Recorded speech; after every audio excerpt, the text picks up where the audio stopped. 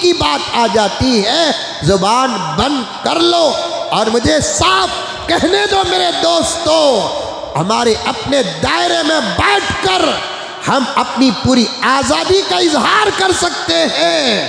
شیعہ جو اس وقت روئے زمین میں بڑی فضیلتوں سے اگر محروم ہیں، اس کی وجہ یہی ہے کہ وہ صحابہ کے شان میں گستاخی کرتے ہیں۔ اللہ نے ایک فضیلت کو ان سے چھین لیا، شیعہ سے ایک فضیلت کو چھین لیا۔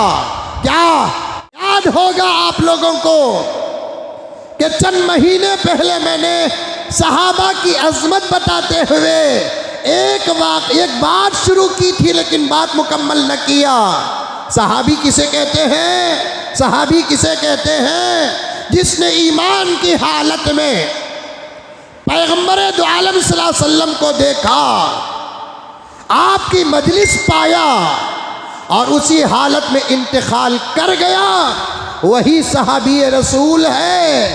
چاہے اس صحابی کو پیغمبر دو عالم صلی اللہ علیہ وسلم کی زیارت نصیب ہوئی ہو یا نہ ہوئی ہو، ایک سیکنڈ نبی کی مجلس میں دور کھڑے ہو کر نبی کو دیکھا اور ایک سیکنڈ میں وہاں سے گزر گیا، وہ صحابی کے مقام کو بھی زمانے کا کوئی غوث پہنچ نہیں سکتا۔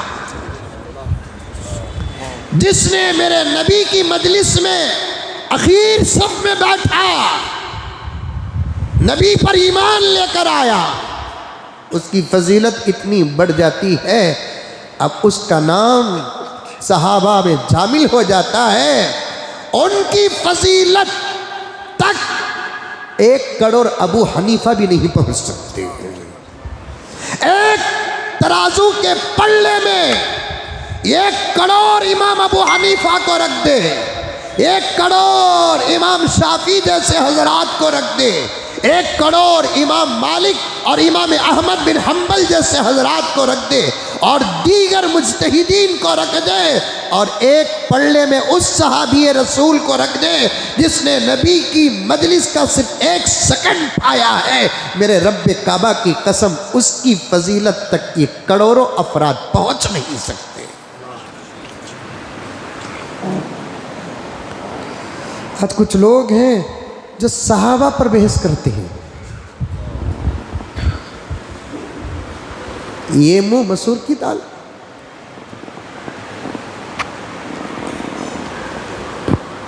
صحابہ کی جماعت کو چھوڑ کر فوراً جو جماعت شروع ہوتی ہے تابعین و تبع تابعین، وہاں سے لے کر اب تک کے افراد پر اگر آپ بات اور بحث کرنا چاہتے ہیں تو کرو، لیکن جب بات صحابہ کی آ جاتی ہے تو پھر اپنی زبان کو بند کر لو، کیونکہ صحابہ اسلام کی سمجھ کا نام ہے، صحابہ احکامات کی سمجھ کا نام ہے، اسلام سمجھنا ہے، میرے نبی کی دعوت و تبلیغ کو سمجھنا ہے تو خدا کی قسم صحابہ کی زندگیوں تک پہنچنا ہے۔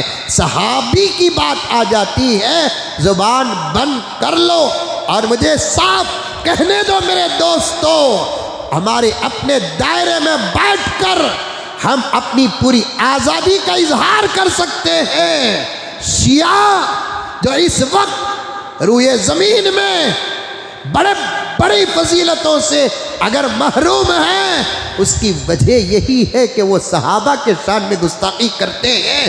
اللہ نے ایک فضیلت کو ان سے چھین لیا، شیعہ سے ایک فضیلت کو چھین لیا۔ کیا کہ لاکھوں کروڑوں شیعہ ایران میں ہوں گے، عراق میں ہوں گے، دوسرے ممالک میں ہوں گے، ہماری طرح نماز بھی پڑھتے ہوں گے، قرآن بھی پڑھتے ہوں گے، روزہ بھی رکھتے ہوں گے، حج اور عمرہ بھی کرتے ہوں گے، لیکن جب انہوں نے صحابہ کی شان میں گستاخی کی تو اللہ تعالیٰ نے قرآن کے لیے ان کے سینوں کو تالا ڈال دیا۔ ساری دنیا میں کروڑوں شیعہ ہیں لیکن ان شیعہ میں ایک بھی حافظ قرآن نہیں ہے۔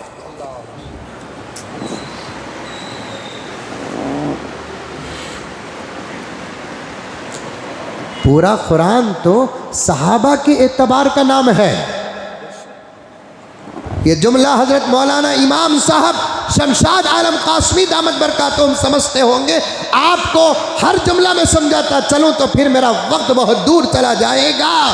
قرآن کے اعتبار کا نام ہے صحابہ.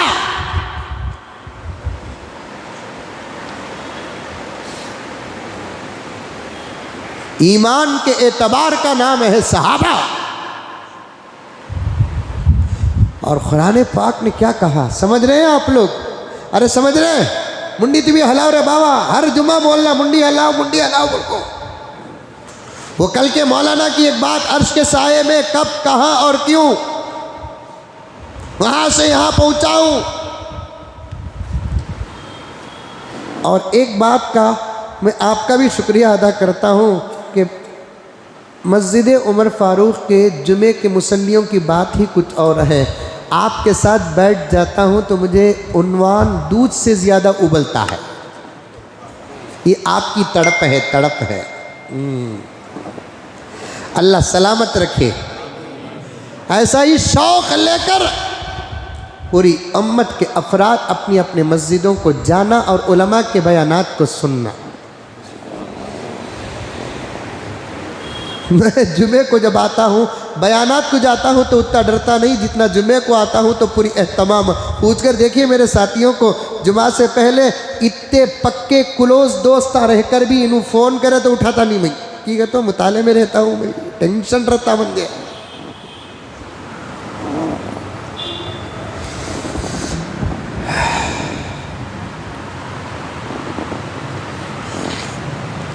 ایک بات بتاتا ہوں سنو، صحابہ کیا ہے؟ اولین مکاتب ہے صحابہ.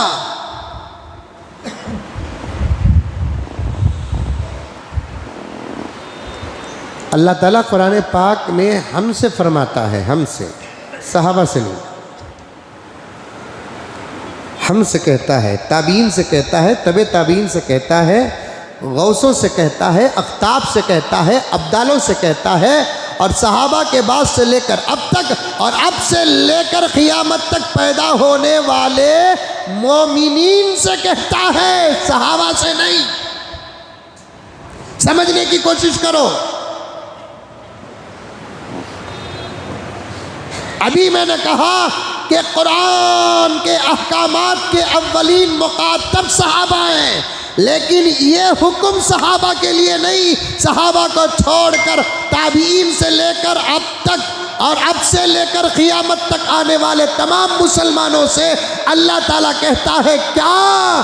کہ تمہارا ایمان ہمارے دربار میں، اللہ فرماتا ہے تمہارا ایمان ہمارے دربار میں اس وقت قبول ہوگا جب تمہارا ایمان میرے صحابہ کے ایمان کے برابر ہوگا.